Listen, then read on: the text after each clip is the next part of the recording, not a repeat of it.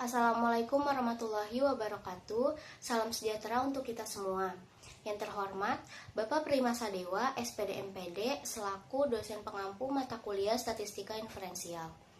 Perkenalkan, kami dari kelompok 10 dengan saya sendiri, Akila Zahra Jauza, selaku moderator, dan rekan saya Tri Sucialiska. Kami di sini akan mempresentasikan materi dengan topik pengujian hipotesis. Materi pertama akan dijelaskan oleh Trias. Baik, materi yang pertama itu ada pengertian dari pengujian hipotesis. Hipotesis merupakan suatu asumsi atau anggapan yang bisa benar atau juga bisa salah mengenai sesuatu hal, dan untuk menjelaskan hal itu perlu dilakukan pengujian atau pembuktian lebih lanjut. Nah, asumsi atau anggapan itu seringkali dipakai sebagai dasar dalam memutuskan atau menetapkan sesuatu dalam rangka menyusun perencanaan atau kepentingan lainnya, baik dalam bidang ekonomi, bisnis, pendidikan, bahkan politik. Nah, contoh kehidupan nyatanya itu dalam perencanaan APBN, pemerintah menggunakan asumsi yang pertama itu pertumbuhan ekonomi sebesar 5,6%, lalu harga minyak dunia $30 per barrelnya, lalu tingkat inflasi sebesar 9%, lalu nilai tukar seharga 15.000 per dolarnya, lalu yang terakhir itu penerimaan pajak sekitar 750 triliun.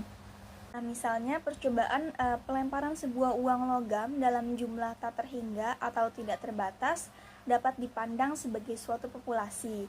Dalam hal ini kita ingin menguji hipotesis bahwa peluang muncul sisi muka dan belakang dari uang logam itu setimbang atau simetri, yang artinya P muka sama dengan P belakang, yaitu setengah atau 1/2, atau theta sama dengan setengah.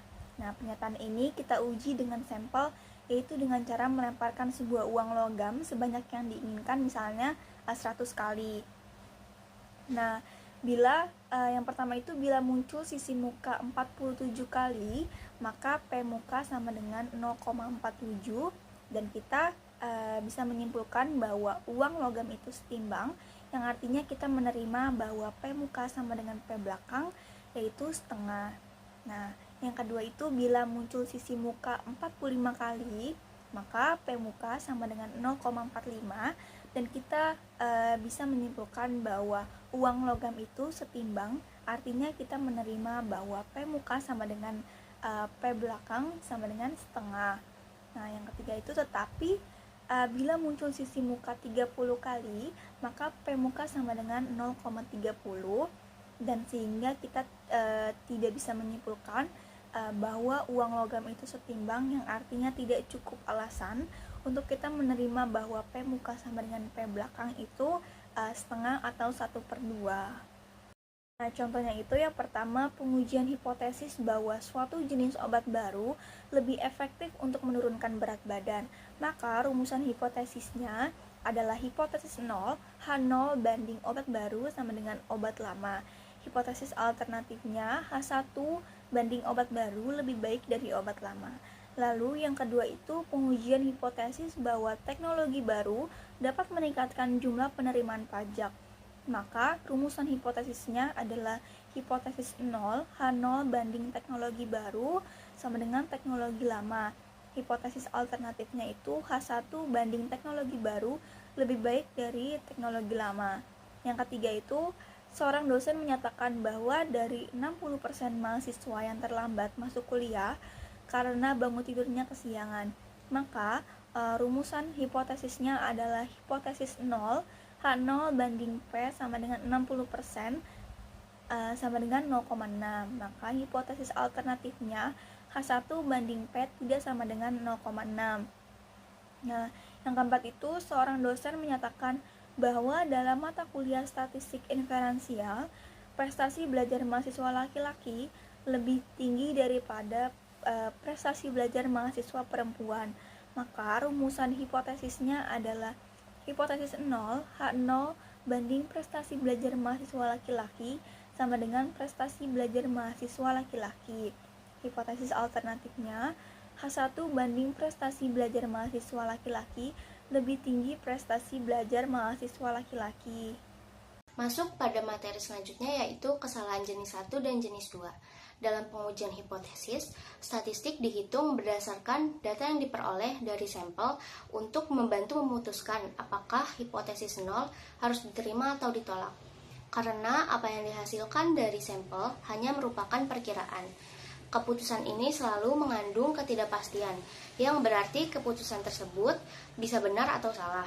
Ketidakpastian ini menciptakan risiko yang harus diterima oleh pembuat keputusan sebagai bagian dari proses pengambilan keputusan terkait parameter populasi.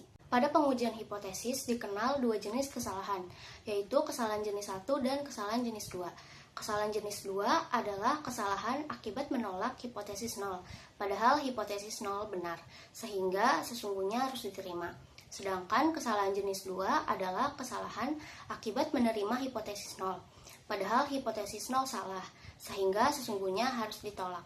Probabilitas melakukan kesalahan jenis 1 disebut taraf nyata atau taraf keberartian atau taraf signifikansi yang ditulis dengan alfa, yaitu alfa sama dengan P atau kesalahan jenis 1 sama dengan P atau menolak H0 atau H0 salah. Hubungan antara hipotesis 0, keputusan, jenis kesalahan, dan probabilitas melakukan jenis kesalahan secara ringkas disajikan pada tabel berikut ini. Karena alfa adalah probabilitas menolak H0 padahal H0 benar, maka nilai alfa diharapkan sekecil mungkin untuk menghindari kesalahan jenis 1. Begitu pula beta yang merupakan probabilitas menerima H0 padahal H0 salah, juga diharapkan kecil agar kesalahan jenis 2 tidak terjadi. Namun, memperkecil alfa dan beta secara bersamaan sulit dilakukan karena keduanya saling berhubungan. Menurunkan alfa dapat meningkatkan beta, dan sebaliknya. Salah satu cara untuk mengurangi nilai alfa dan beta adalah dengan memperbesar ukuran sampel. Karena semakin besar sampel, maka semakin kecil nilai alfa dan beta. Dalam pengujian hipotesis, nilai alfa yang sering digunakan adalah 0,05, 0,01, atau 0,02. Jika alfa sama dengan 0,05, artinya ada 5% kemungkinan menolak H0 padahal H0 benar, atau keyakinan 95% bahwa keputusan benar.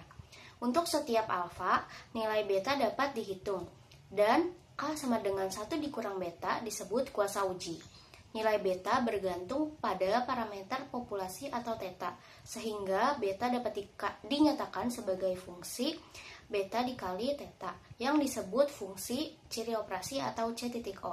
Sedangkan K sama dengan 1 dikurang beta dikali theta disebut sebagai fungsi kuasa. Secara ringkas, pengujian hipotesis mempunyai sifat-sifat sebagai berikut. Yang pertama, ada hubungan antara kesalahan jenis 1 dan kesalahan jenis 2. Memperkecil probabilitas melakukan kesalahan jenis 1 akan memperbesar probabilitas melakukan kesalahan jenis 2. Probabilitas melakukan kesalahan jenis 1 dapat diperkecil dengan menyesuaikan nilai kritis. Yang kedua, makin besar ukuran sampel, maka nilai alfa dan beta akan makin kecil. Yang ketiga, bila hipotesis 0 salah, maka nilai beta akan mencapai maksimum, bila mana nilai parameter yang sesungguhnya dekat dengan nilai yang dihipotesiskan. Makin besar jarak antara nilai sesungguhnya dengan nilai yang dihipotesiskan, makin kecil pula nilai beta. Lalu selanjutnya dalam materi uji satu arah dan uji dua arah. Dalam pendugaan parameter theta, jika diasumsikan bahwa theta sama dengan nilai tertentu atau theta 0, maka hipotesis 0 dinyatakan sebagai H0 dibagi theta sama dengan theta 0. Pengujian terhadap hipotesis 0 ini bergantung pada hipotesis alternatif atau H1 yang digunakan untuk menentang H0. Berdasarkan bentuk hipotesis alternatif, terdapat dua jenis pengujian, yaitu pengujian satu arah dan pengujian dua arah, yang masing-masing memiliki pendekatan dan tujuan berbeda dalam menguji H0. Bila hipotesis 0, H0 dibagi theta sama dengan theta 0, dilawan dengan hipotesis alternatif H1 dibagi theta lebih besar theta 0 atau H1 dibagi theta lebih kecil theta 0, maka pengujian hipotesis ini disebut uji satu arah. Akan tetapi, bila hipotesis 0 itu dilawan dengan hipotesis alternatif H1 dibagi theta tidak sama dengan theta 0, maka pengujian hipotesis ini disebut uji dua arah. Uji satu arah ditandai dengan adanya satu daerah penolakan hipotesis 0 atau H0 yang bergantung pada nilai kritis tertentu. di mana nilai kritis ini diperoleh dari tabel untuk nilai alfa yang telah dipilih sebelumnya. Berdasarkan nilai kritis tersebut, daerah penolakan H0 dan daerah penerimaan H0 ditunjukkan pada gambar berikut. Berdasarkan gambar di atas, daerah penolakan H0 adalah luas daerah yang diarsir, yaitu yang ditunjukkan oleh alfa. Sedangkan luas daerah penerimaan H0 ditunjukkan oleh 1 dikurang alfa. Nilai yang membatasi daerah penolakan dan daerah penerimaan H0 adalah Z alfa yang disebut dengan daerah kritis, di mana nilai Z alfa didapatkan dari tabel alfa yang telah ditentukan sebelumnya. Daerah penolakan H0 seringkali disebut juga daerah kritis. Pada pembahasan sebelumnya merupakan uji satu arah, sedangkan pengujian dua arah mempunyai bentuk seperti pada gambar. Pada uji dua arah tersebut, sebagaimana ditunjukkan oleh gambar 12.3 daerah penolakan H0, ada dua, yaitu luas daerah di bagian paling kiri dan luas daerah bagian paling kanan, yang masing-masing besarnya adalah alfa per 2, di mana alfa telah ditentukan sebelumnya. Sedangkan daerah penerimaan H0 ditunjukkan oleh luas daerah 1 dikurang alfa. Nilai kritis ada dua, yaitu minus Z alfa per 2 dan Z alfa per 2 yang diperoleh dari tabel untuk nilai alfa yang telah ditentukan sebelumnya. Secara umum, langkah-langkah yang diperlukan untuk pengujian hipotesis adalah sebagai berikut. Yang pertama, tetapkan rumusan hipotesis dengan tepat, baik hipotesis 0 atau H0 dan hipotesis alternatif atau H1 apakah termasuk ke dalam uji satu arah atau uji dua arah. Selanjutnya nomor 2, tetapkan taraf nyata alfa yang diinginkan, sehingga dengan memakai nilai alfa tersebut, diperoleh nilai kritis dari tabel. Dengan demikian, dapat digambarkan daerah penolakan H0 dan daerah penerimaan H0. Yang ketiga, tetapkan statistik uji atau Z yang cocok untuk menguji hipotesis 0. Rumus statistik uji ini sangat bergantung pada parameter populasi yang diuji. Apakah theta sama dengan rata-rata populasi, theta sama dengan proporsi populasi, atau karakteristik populasi lainnya. Yang keempat, hitunglah nilai statistik uji atau Z berdasarkan data dan informasi yang diketahui baik dari populasi maupun dari sampel yang diambil dari populasi tersebut. Yang kelima, simpulkan. Lalu lakukan penolakan H0 bila nilai statistik uji atau ZH jatuh atau terletak di daerah penolakan H0, yaitu apabila nilai ZH lebih besar dari Z alfa atau ZH lebih kecil dari minus Z alfa untuk pengujian satu arah, dan nilai ZH lebih besar dari Z alfa per 2 atau ZH lebih kecil dari minus Z alfa per 2 untuk pengujian dua arah. Lalu terima H0 bila nilai statistik uji ZH jatuh atau terletak di daerah penerimaan H0, yaitu ZH lebih besar dari minus Z alfa atau ZH lebih kecil dari Z alfa untuk uji satu arah, dan minus Z alfa per 2 lebih kecil dari ZH dan lebih kecil dari Z alfa per 2 untuk uji dua arah. Selanjutnya itu pengujian hipotesis dengan sampel kecil, seperti statistik T yang dipakai dalam menduga parameter rata-rata dari suatu populasi maupun untuk menduga parameter beda dua rata-rata yang sudah dijelaskan sebelumnya pada sampel besar dan mengikuti prosedur tahapan pengujian hipotesis. Pada pengujian hipotesis dengan sampel kecil juga tidak jauh berbeda, kecuali rumus statistik yang digunakan untuk pengujian dan penentuan nilai kritis. Tahapan yang digunakan diantaranya perumusan hipotesis, penentuan taraf signifikansi, menentukan daerah penolakan dan penerimaan H0, kemudian menentukan kesimpulan dari pengujian. Pengujian parameter rata-rata dari populasi di mana tidak diketahui. Nah, uji statistik yang digunakan dalam menguji hipotesis itu ada uji dua arah maupun uji satu arah. Nah, yang pertama itu H0 banding dengan rata-rata populasi 1 sama dengan rata-rata populasi 2. Nah, uji satu arahnya itu H0 banding dengan rata-rata populasi 1 sama dengan rata-rata populasi 2. Itu berlaku sama saja di uji dua arah maupun uji satu arah. Nah, yang kedua itu H1 banding dengan rata-rata populasi 1 tidak sama dengan rata-rata populasi 2, itu diuji dua arah. Tapi kalau diuji satu arah, H1 banding dengan rata-rata populasi 1 itu bisa lebih besar ataupun bisa lebih kecil dari rata-rata populasi 2-nya. Nah, rumus uji statistik yang dipakai itu yaitu uji T sama dengan rata-rata mean atau sampel dikurang dengan rata-rata populasi awalnya dibagi dengan sigma mean. Nah, di mana sigma mean sama dengan simpangan baku dibagi dengan akar dari jumlah sampelnya bila dua populasi tak terbatas.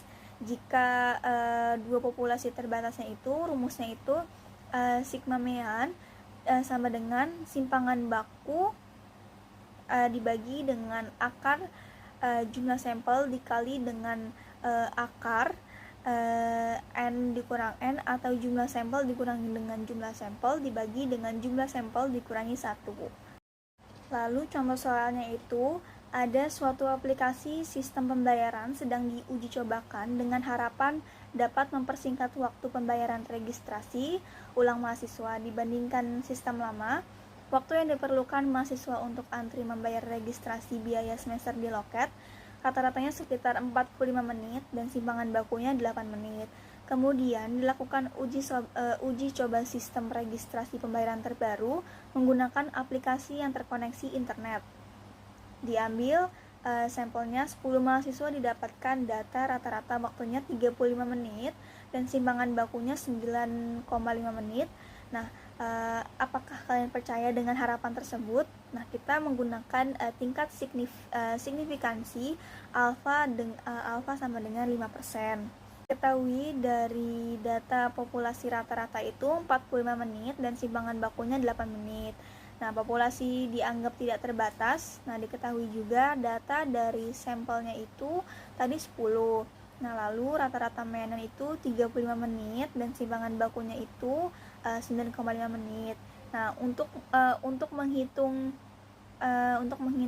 simpangan bakunya itu karena simpangan baku dan S sudah diketahui, maka gunakan simpangan baku yang didapat dari sampelnya, yaitu tadi simpangan bakunya itu sama dengan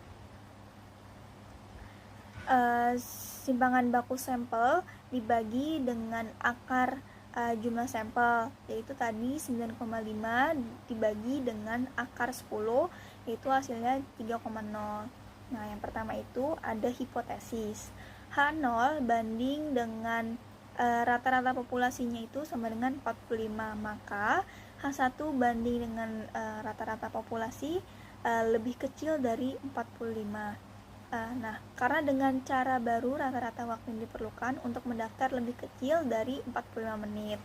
Yang kedua itu ada tingkat signifikansi alfa sama dengan 5%. Uji satu arah dengan derajat kebebasan theta sama dengan N dikurang 1, yaitu N tadi kan sudah diketahui jumlah sampelnya itu 10, maka 10 dikurang 1 sama dengan 9 sehingga didapatkan nilai kritisnya uji T alfa banding theta, yaitu tadi alfanya 0,05 lalu tetanya 9, maka uji T-nya itu 1,833.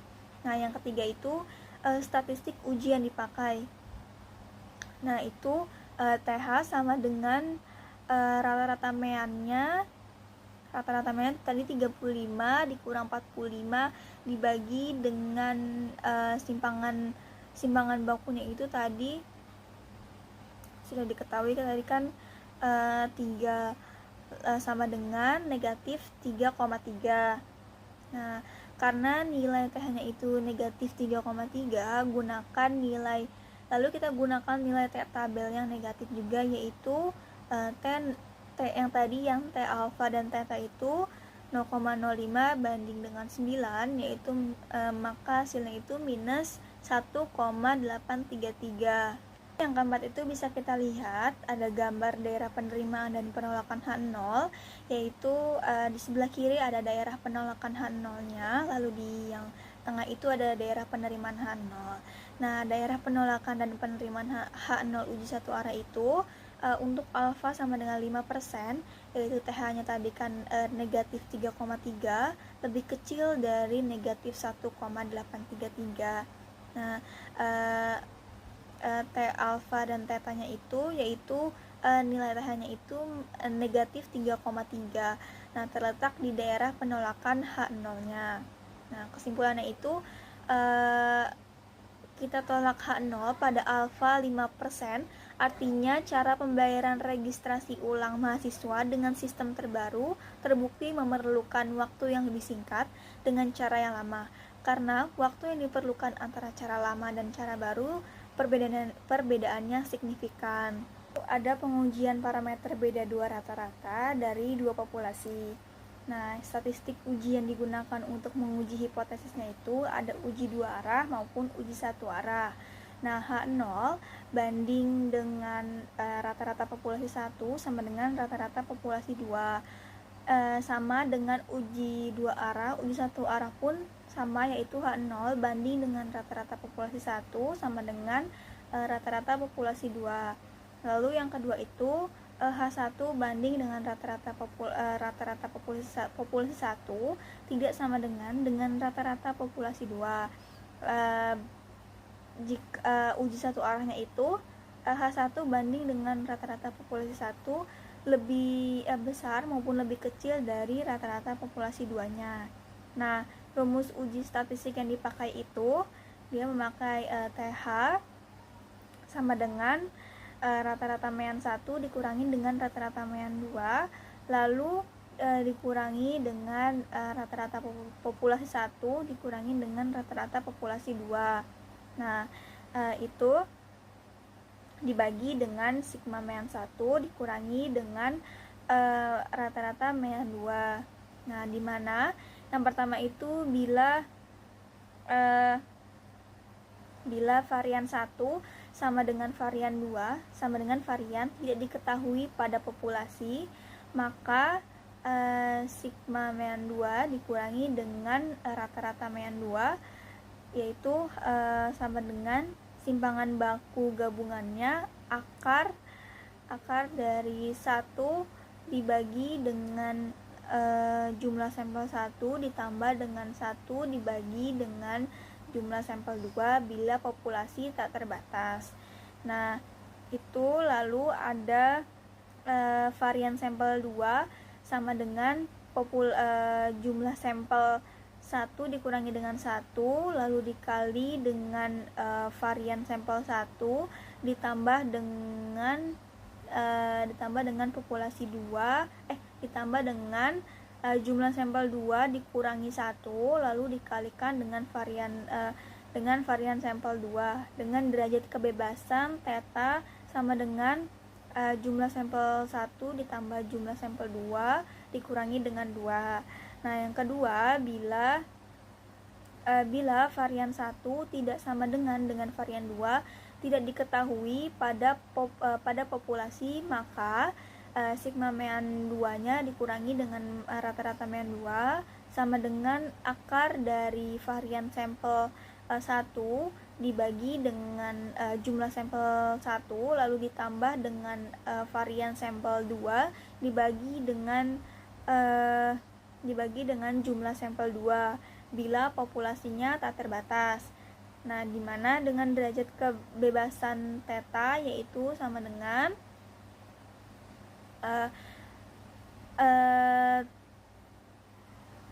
itu varian sampel 1 ditambah dengan varian sampel 2 dibagi dengan jumlah sampel 1 ditambah dengan jumlah sampel 2, itu tanda kurung lalu di akar 2 dibagi dengan varian sampel 1 dibagi dengan jumlah sampel 1 lalu akar 2 lalu dibagi dengan jumlah sampel 1 dikurangi dengan 1 lalu ditambah dengan varian sampel 2 dikurangi dengan dibagi dengan jumlah sampel 2 lalu di akar 2 lalu dibagi dengan jumlah sampel 2 dikurangi dengan 1. Nah, yang ketiga, bila populasi terbatas, maka simpangan baku sigma meannya itu dikurangi dengan rata-rata mean, harus dikalikan dengan faktor koreksi, yaitu akar dari N1 di plus N2, lalu dikurangi dengan jumlah sampel 1 ditambah dengan jumlah sampel 2 dibagi dengan N1 ditambah N2 lalu dikurangi dengan 1. Contoh soalnya di sini, itu suatu mata kuliah statistik inferensial diberikan kepada mahasiswa dengan 2 kelas berbeda. Nah, itu ada kelas A terdiri dari 12 mahasiswa diajar dengan tatap muka, sedangkan kelas B terdiri dari 10 mahasiswa diajar dengan e-learning. Nah, pada akhir semester mahasiswa, kelas A dan B diberi materi ujian yang sama. Didapatkan kelas A mendapatkan nilai rata-rata 85 dan simpangan bakunya 4. Sedangkan kelas B mendapatkan nilai rata-ratanya 81 dan simpangan bakunya 5. Bisa diasumsikan populasi berdistribusi normal dengan variansi sama. Nah, bahwa pengajaran dengan tatap muka tetap lebih baik dari pembelajaran melalui e-learning dengan tingkat signifikan 1%. Nah, bisa kita ketahui dari dua populasi tersebut dianggap tidak terbatas, lalu dua populasi dianggap berdistribusi normal. Dari sampel A itu tadi jumlah sampelnya 12, lalu rata-rata mean itu 85, lalu simpangan bakunya 4. Nah, dari sampel B itu tadi jumlah sampelnya itu 10, lalu rata-ratanya itu tadi 81, lalu simpangan bakunya tadi 5. Nah, yang pertama itu ada hipotesis H0 banding dengan rata-rata populasi 1 itu sama dengan rata-rata populasi 2. Lalu H1 banding dengan rata-rata populasi 1 lebih besar dari rata-rata populasi 2-nya. Nah, yang kedua itu taraf signifikansi alfa sama dengan 0,01 dari derajat kebebasan, yaitu theta sama dengan jumlah sampel 1 ditambah dengan jumlah sampel 2 dikurangi 2. Bahwa yang tadi kita tahu jumlah sampel 1 tadi kan 12, lalu ditambah dengan jumlah sampel 2 itu tadi 10, maka 12 tambah 10 dikurangi dengan 2 menghasilkan 20, maka diperoleh nilai kritisnya itu T alfa dan uji statistik T alfa dan tetanya itu 0,01 banding 20, maka hasilnya itu 2,528. Itu uji satu arahnya. Nah, yang ketiga itu ada simpangan baku gabungan. Simpangan baku gabungan itu ada varian sampel 2. Simpangan baku gabungan itu ada varian sampel 2 di mana jumlah sampel 1 dikurangi dengan 1 dikali dengan varian sampel 1 ditambah dengan jumlah sampel 2 dikurangi dengan 1 lalu dikalikan dengan varian sampel 2. Itu hasilnya 11 dikali 4 kuadrat ditambah 9 dikali 5 kuadrat dibagi 20. 20 itu dari jumlah sampel 1 ditambah jumlah sampel 2 dikurangi 20 yang tadi sudah kita hitung, itu hasilnya kan 20. Lalu jika dijumlah semuanya itu menjadi 20,05. Nah, simpangan baku gabungannya itu akar dari 20,05 itu yaitu 4,478. Nah, simpangan baku distribusi sampel beda dua rata-rata itu sigma mean 1 dikurangi dengan mean rata-rata itu rata-rata mean itu dikurangi dengan rata-rata mean 2. Jadi simpangan baku gabungan itu akar dari 1 dikurangi dengan jumlah sampel 1 ditambah dengan 1 dibagi dengan jumlah sampel 2. Hasilnya itu 4,478 dikali dengan akar dari 1 dibagi 12 ditambah 1 dibagi 10 sama dengan 1,917, sehingga diperoleh nilai statistik uji TH-nya itu adalah TH sama dengan 85 dikurangi dengan 81 dikurangi dengan 0 dibagi dengan 1,917 menghasilkan 2,09.